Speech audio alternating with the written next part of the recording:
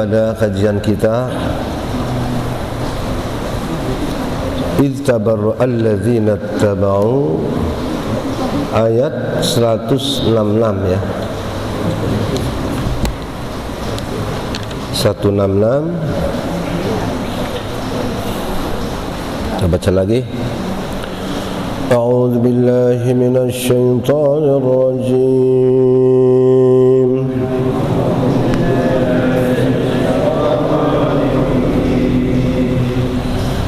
Bismillahirrahmanirrahim.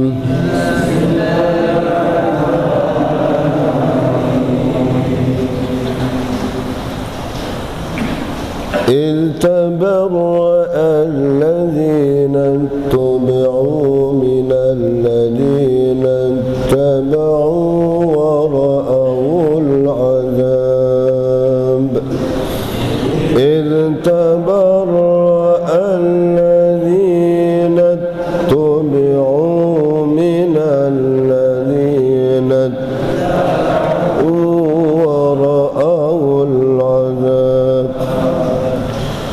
ورأوا العذاب وتقطعت بهم الأسباب عذاب وتقطعت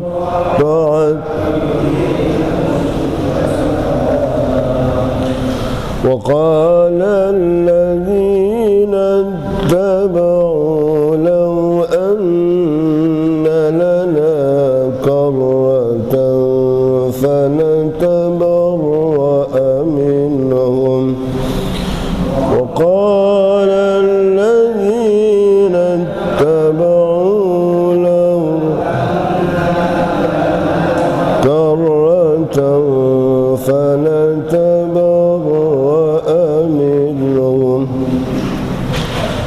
فنتبرأ منهم كما تبرؤوا منا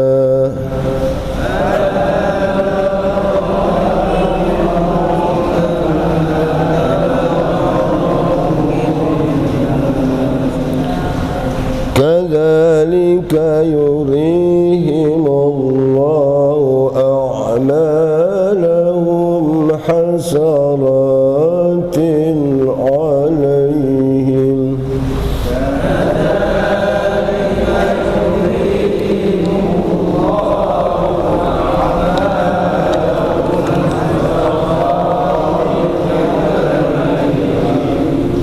وما هم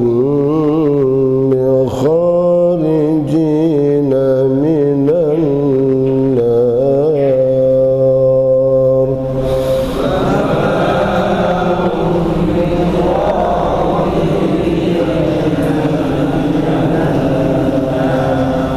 Iya, mana yang baca?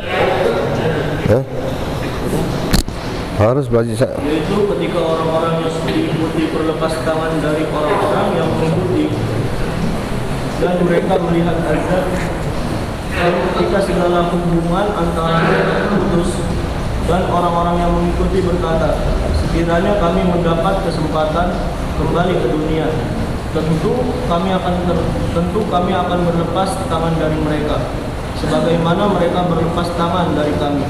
Demikianlah Allah memperlihatkan kepada mereka perbuatan mereka yang menjadi penyesalan mereka, dan mereka tidak akan keluar dari api neraka. Wahai manusia. Nah, cukup dulu ya. Hadirin hadirat sekalian yang dimuliakan Allah, ayat ini menjelaskan tentang peristiwa yang akan datang nanti, terutama ketika di hadapan pengadilan Allah di hari kiamat. Inilah salah satu bentuk nikmat yang Allah berikan kepada kita. Apa yang akan terjadi di hari kiamat pun sudah diceritakan. Ini sebuah nikmat, sudah diinfokan dulu ya. ya, bocoran kata Pak Haji. Malum kalau Pak Haji kan bocoran, kalau saya banyak itu ada apa namanya itu, ada semen, ada apa biasa ini bahasanya bocoran. Jadi bayangin info yang jauh, yang entah berapa tahun lagi kita nggak tahu, tapi bocorannya sudah diberikan kepada kita. Ini kan info bagus. Kalau kita sekarang ini memahami tentang dunia komunikasi, dunia teknologi digital, teknologi komunikasi, ini luar biasa. Kok begitu Al-Quran memberikan info? Info itu harganya mahal, ya kan? Tentang peristiwa-peristiwa yang terjadi dulu-dulu pun, kalau kita pengen tahu info tentang bagaimana Belanda dulu, ya kan? Bagaimana umat Islam yang sebenarnya, bagaimana sejarah Islam, itu info yang tahu itu adalah orang Belanda. Maka ketika kita ingin tahu info yang sebenarnya, itu harganya mahal, gitu. Maka film-film dokumenter yang asli itu jangan kira bahwa itu mahal harganya, karena menyangkut masalah kebenaran peristiwa-peristiwa yang pernah terjadi, kan gitu kan. Info itu begitu mahal. Nah, kita Al-Quran gratis, ya kan? Info yang akan terjadi nanti di hari kiamat. Karena hari kiamat ini supaya kita pahami adalah darul jaza atau darul mas'uliyah, negeri di mana orang harus bertanggung jawab, ya kan? Jadi kalau dunia ini darul bala, darul ibtila, negeri di mana kita, siapapun kita, apapun posisi dan nasib kita, yang susah, yang senang, yang bahagia, yang tidak bahagia, semuanya kita itu sedang diuji oleh Allah Subhanahu wa ta'ala. Nanti pada saatnya adalah darul jaza, tentang hasil ujiannya, gitu kan? Nah, ini hasil ujian sudah dibocorkan, kata Pak Haji itu kan. Nah, ini tentang siapa? Lihat, iz tabarra'a, iz itu artinya ingat, satu ketika nanti. Tabarra'a di situ diterjemahkan tadi melepas tangan. Kalau saya lebih pas lagi sekarang istrinya cuci tangan, ya kan? Cuci ini kalau cuci tangan bahasa politik itu orang yang korupsi kemudian besar-besaran, entah karena sistemnya dan sebagainya, mereka pada cuci tangan semua, ya kan? Jadi yang namanya cuci-cuci kayaknya nggak ada yang nggak bagus juga itu ya, cuci tangan. Terus ada money laundry. Apa money laundry itu? Cuci uang.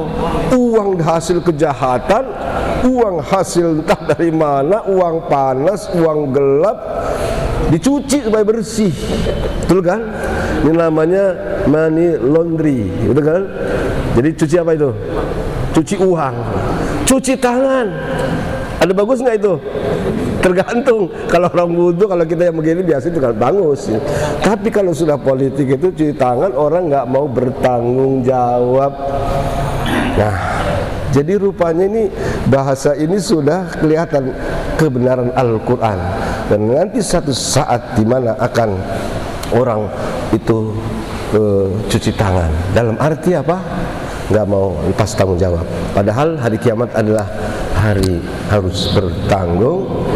Latus alunna yauma idzin an-na'im. Ini pertama yang kita pahami, bahwa hari kiamat itu adalah yaumul mas'uliyah, hari orang mempertanggungjawabkan.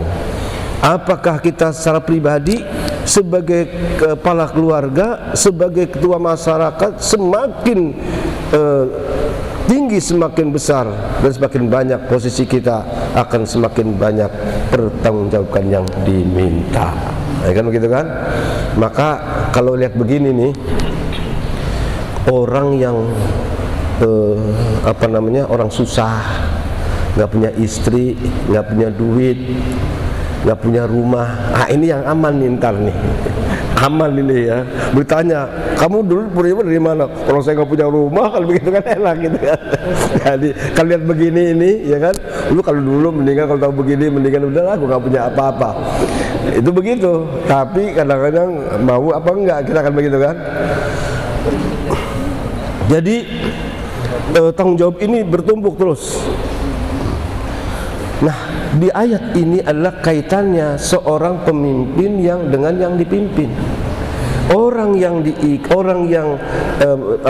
yang diikuti dan seorang pengikut.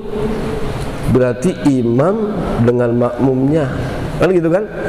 Ini umum ini. Pemimpin dengan yang dipimpin. Nah, sekarang kita jadi pemimpin apa enggak? Kayaknya semua jadi pemimpin ya, minimal memimpin keluarga itu ditanyain tuh nanti.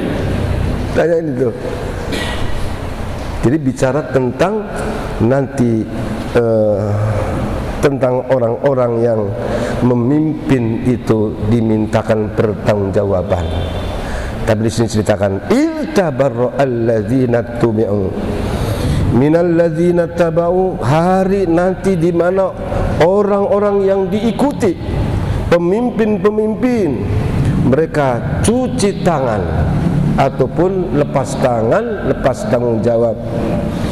Minalladzina taba'u, terhadap orang yang mengikuti. Loh, saya nggak bertanggung jawab, orang saya nggak maksa kok, ya kan? Kan saya nggak maksa, malah ngasih duit dulu. Ayo, gimana itu? Nggak ada paksaan. Setan juga begitu. La fala talumuni walumu anfusakum. Kamu mencela diri kamu, jangan mencela saya. Ma ana bimusrikum ana bimusrikum. Saya nggak bisa menyelamatkan diri saya. Kamu juga nggak bisa. Loh, saya nggak pernah maksa kok, kata setan. Nah, itu nanti makanya bocor udah kasih tahu. Setan itu bakal lepas lah. Nah, termasuk setan itu pemimpin itu tadi yang lepas tangan. Minalladzina tabau. Satu, kira-kira kalau ada orang yang kita ikutin, dia nggak bertanggung jawab, kira-kira gimana? Kita gimana nih, kita yang mimpin, yang dipimpin gimana kira-kira nih? Ada imam yang nggak bertanggung jawab, kira-kira gimana nih? Sekarang kalau kita umpamanya ada pemimpin kita siapapun ya, apakah presiden atau apa mungkin pemimpin yang lain, kalau nggak bertanggung jawab, kita gimana nih jadi yang dipimpin? Kira-kira gimana? Apa? Kesel apa enggak? Enggak, gue tungguin ntar lihat lo. Kan begitu. Nah, ini di situ bicara, ntar gue perapatan, lihat aja ntar. Setidaknya ucapan-ucapan buruk, ya kan, yang dilontarkan berarti kecewa. Jadi satu nih. Jadi hari kiamat itu disebut nanti di antaranya adalah Yaumal Hasratil Kabirah, hari penyesalan yang begitu besar. Jadi hasrah, nanti diceritakan hasrah itu adalah penyesalan yang nggak habis-habis. Kalau sekarang itu orang menyesal masih bisa mungkin kita merubah, ya kan? Kita mungkin barangkali memperbaiki diri, tapi nanti sudah nggak ada lagi. Maka yang ada adalah ya hasratana ala ma farratna min jamillah. Aduh, nyeselnya kenapa kok gue dulu nggak mau ngaji, nggak mau sholat, nggak mau apa-apa. Penyesalan yang nggak ada habis-habisnya. Ini pertama yang bikin menyesal. Apa? Pemimpin itu akan cuci tangan, tahu menau, itu saya nggak maksa, itu urusannya. Kalau sudah nggak maksa begitu, gimana? Waro'awul azab, udah begitu lihat siksa lagi. Kalau sekarang di barangkali kalau kita ada pemimpin yang tanggung jawab, masih bisa tadi, mungkin masih bisa usaha yang lain. Tapi di hari kiamat bukan cuma pemimpin nggak bertanggung jawab, mereka cuci tangan, mereka itu melepas tanggung jawab, ditambah lagi wara'awul azab, mereka melihat siksaan. Wah, udah dah. Dua, ya kan? Berarti penyesalan yang kedua, wara'awul azab. Yang ketiga, wa taqatta'at bihimul asbab, terputuslah terhadap mereka al-asbab, Apa asbab itu? Asbab ya sebab-sebab. Ini sudah menjadi bahasa kita. Sabab musabab, asbab. Nah, apa yang maksud di asbab di sini? Asbab kan sebetulnya makna itu tambang sebetulnya, ya kan? Tambang. Sebenarnya tambang, asbab itu bahasa Arab sabab tambang. Dari tambang itu kita bisa kemudian mungkin mengikuti tambang ini sampai kepada tujuan. Itu asbab. Nah, asbab inilah sesungguhnya banyak sekali. Pertama, asbab ini dalam bentuk yang pertama, asbab itu adalah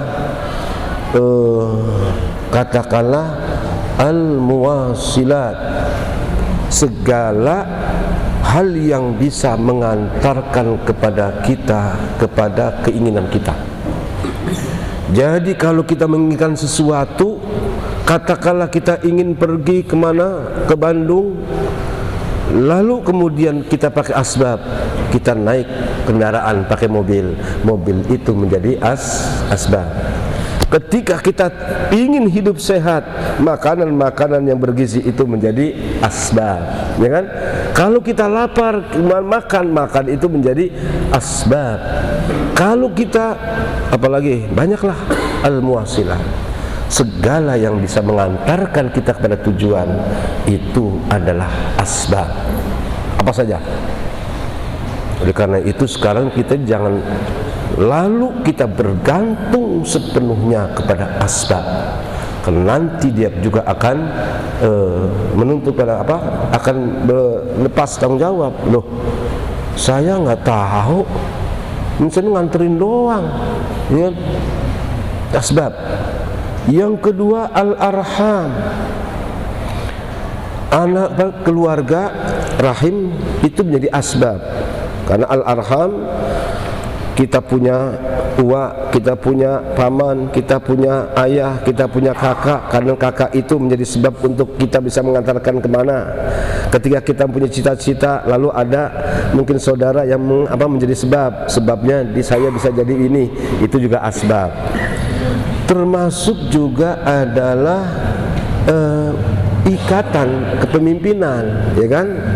Pemimpin saya ini bisa menyebabkan untuk mencapai kepada tujuan, ya kan? Imam itu bisa mengantarkan kita. Jadi kita hidup ini memang dikelilingi berbagai macam bentuk asbab. Nah, kita ketika berbuat ini kadang kita mengandalkan asbab. Maka sekarang kita harus bertanya, kira-kira yang mengantarkan kita kepada Allah itu siapa itu kira-kira? Maka Nabi itu adalah asbab yang paling besar, as-sababul a'zam, sebab yang besar itu, ya. Ulama sebagai warisnya juga asbab, jadi tambang kita. Oleh karena itu kita sekarang ini harus punya asbab yang benar. Jangan sampai lalu asbab nanti terputus, saya nggak tanggung jawab, ya kan? Tapi Rasul Sallallahu Alaihi Wasallam di hadapan Allah nanti itulah memberikan pertolongan.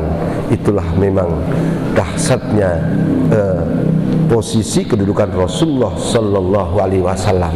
Jadi ini, maka itu asbab yang satu ini itu kita harus selalu dekat, ya kan? Tentu adalah sumbernya adalah dari Allah Subhanahu. Jadi wa taqatta'at bil asbab, hari di mana dia sedang butuh akan adanya orang yang mau bertanggung jawab, yang meringankan daripada dosa-dosanya. Semua terputus, boro-boro kita mengejar-kejar dia sendiri lagi susahan, ya kan? Orang kalau lagi susah lah, gue lagi begini, di corona begini ya, boro-boro gue bantuin lo, gue lagi di sini susah. Semuanya pemimpin-pemimpin udah berangkat tangan semua, padahal sih punya duit, begitu kan? Itu di dunia ini begitu, apalagi di akhirat nanti sudah nggak punya upaya apalagi. Wattaqatta'at bil asbab. Nah, kalau sudah terputus, harapan kita pupus. Ini menjadi penyesalan yang ketiga. Udah, pertama pemimpin jangan bertanggung jawab, kemudian hubungan kita putus, nggak ada. Karena kita bukan saling menyalahkan satu sama lain. Gara-gara lu gue jadi begini. Nah enggak, lu juga, gue juga gara-gara lu kan begitu. Saling. Maka kata Allah menceritakan, ya laitani takhadtu fulanan khalila. Coba seandainya saya menjadikan Pak Haji Samsuar menjadi teman saya dulu, saya nggak bakal begini. Seandainya dulu saya dekat sama Ustaz, nggak begini nih. Laitani ittakhadtu fulanan khalila. Tapi surat apa itu, lupa saya. Kadang-kadang apal ayatnya tapi suratnya. Itu penyesalan seandainya dulu aku menjadikan fulan itu teman saya. Nah, kalau teman yang baik, kata Allah, al-akhilla ba'duhum li ba'din adu, yauma idzin ba'duhum li ba'din adu illal muttaqin. Teman dengan teman yang lain, teman akrab, kekasih yang satu dengan kekasih yang lain, nanti di hari, pada saat hari itu, satu sama lain itu saling bermusuhan, saling maki-maki.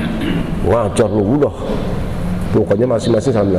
Illal muttaqin, kecuali orang yang bertakwa kepada Allah Subhanahu wa taala, mereka saling menolong.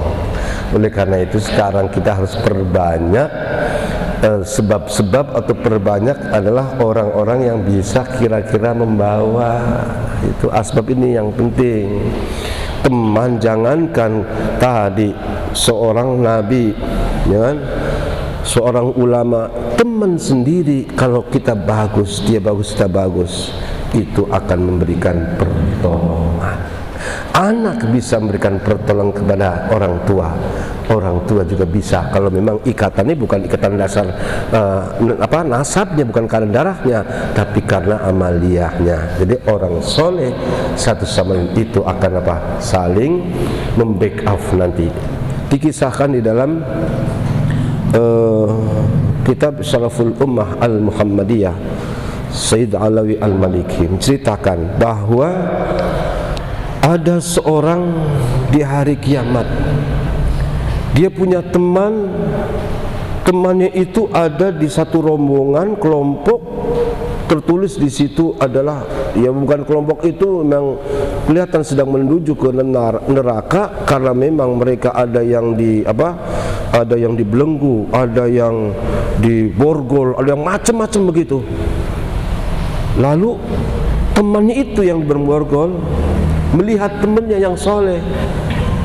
Hei fulan, dicelangnya kelinguk. Siapa manggil gue ini? Kamu kenal aku enggak? Ini saya nih. Kamu siapa? Oh, udah jadi hitam banget begitu, udah hitam lu gak kelihatan. Siapa? Ingat nggak dulu waktu Anda dulu kehausan di tengah padang pasir? Saya hanya punya minuman hanya membawa air untuk satu orang. Tapi karena saya melihat engkau ada orang soleh, saya melihat engkau ada orang baik, daripada yang mati orang soleh, mendingan aku yang mati, aku yang kasih air itu kepadamu. Ingat nggak itu? Oh ya Allah, ya benar dulu. Jadi ketika kehausan, di mana orang soleh ini kemudian sudah hampir katakanlah mati karena kehausan, orang jahat ini lalu dia mengatakan kepada ya Allah, saya melihat teman saya ini adalah orang yang soleh. Kalau dia tidak kasih minum, udah pasti mati. Enggak apa-apa, biar aku yang kehausan ya Allah, saya kasih air itu. Itu orang itu ingat yang pernah tolong, langsung menghadap pada Allah, ya Allah teman saya itu yang bela saya dulu, ya Allah coba tolong bebaskan ya Allah. Kalau bukan karena dia, sebabnya saya tuh barangkali nggak bisa banyak berbuat apa-apa. Tolong teman saya satu ini ya Allah. Langsung panggil keluar. Nah tuh mandiin tuh, jelek bener begitu, begitu. Mandiin ibaratnya seperti itu. Nah inilah al-akhillau yauma ba'duhum li ba'din yauma idzin ba'duhum li ba'din adu illal muttaqin. Kecuali orang bertakwa itu saling menolong. Oleh karena itu kita jangan sampai salah. Satu, salah pemimpin, salah teman, salah guru, salah ini, salah itu. Saatnya kita harus memperbaiki dalam hidup. Betul? Nah, ini. Jadi tadi apa? Wa taqatta'at bihimul asbab. Kemudian wa qala alladzina tabau, Dan orang yang orang-orang yang mengikuti sekarang, kalau tadi kan satu pemimpin tuh udah lepas tangan, lepas apa? Tanggung jawab, cuci tangan, ya. Sekarang apa kata yang mengikut? Wa qala alladzina taba'u law anna lana karratan fanatabarra'a minhum kama tabarru'u minha. Mereka orang-orang yang mengikuti rakyatnya, anak buahnya yang pernah dipimpinnya, dia mengatakan seandainya nanti ada kesempatan untuk hidup di dunia, kami juga bakal cuci tangan terhadap mereka. Saya tidak akan pernah pilih kamu, saya nggak pernah nunjuk kamu, saya nggak bebas ngasih duit, pengen nggak, bodoh amat gua. Tapi sudah terlambat. Artinya apa? Maka sekarang sebelum terlambat udahlah. Nanti kalau sudah pilkada atau pil-pil yang lain, ya kan, ada pilek, ada pil itu, udah.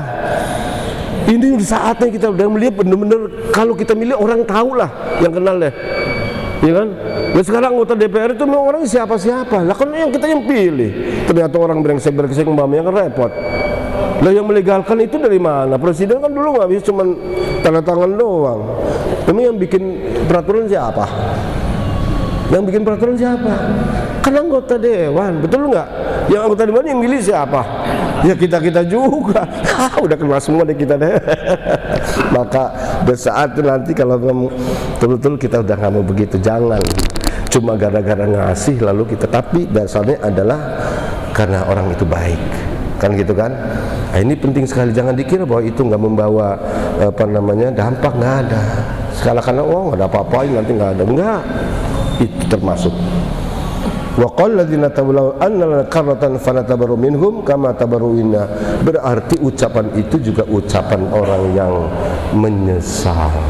Empat sebabnya menyesal itu, ngomongnya begitu. Kalau gua tahu begini, ntar lihat tuh gua bakal, ya ada terlambat. Kadzalika yurihimullahu a'malahum hasaratin 'alaihim. Demikian Allah memperlihatkan amal mereka yang mereka lakukan, hasaratin, penyesalan demi penyesalan. Kalau menyesal itu nggak apa-apa, puncaknya penyesalan itu disebut namanya hasrah, dan itu bukan cuma sekali, hasaratin alaihim, penyesalan demi penyesalan terus, ditambah lagi wa ma hum bi kharijina minan nar, mereka nggak bisa lepas keluar daripada api neraka, tumpuk-tumpuk kesusahan. Oleh sebab itu janganlah kita lalu kontrak untuk mendapatkan bentuk-bentuk penyesalan itu. Kira-kira hal-hal akan yang menyesalkan, sudah saatnya kita harus tinggal. Betul kan? Ini biasanya itu kecewa, maka janganlah kamu menjadi orang yang kecewa, apalagi mengecewakan. Betul? Jangan kamu kecewa dan jangan juga mengecewakan. Jadilah orang yang selalu bersyukur, selalu senyum terhadap apa yang dilakukan. Jangan menjadi orang yang kecewa, karena orang yang kecewa itu berarti telah banyak melakukan hal-hal yang di luar daripada perkiraannya. Maka kembali lagi, agama, orang-orang soleh, orang-orang yang dekat dengan kebaikan, itulah orang-orang yang pantas untuk selalu kita berdekatan. Mudah-mudahan kita jamaah Masjid Al-Amin bukan saja kita kumpul di dunia seperti ini, tapi insya Allah di akhirat kita bareng-bareng, ya kan? Amin ya rabbal alamin, insya Allah. Amin ya rabbal alamin. Wallahul muwaffiq ila aqwamit thariq. Wassalamualaikum warahmatullahi wabarakatuh.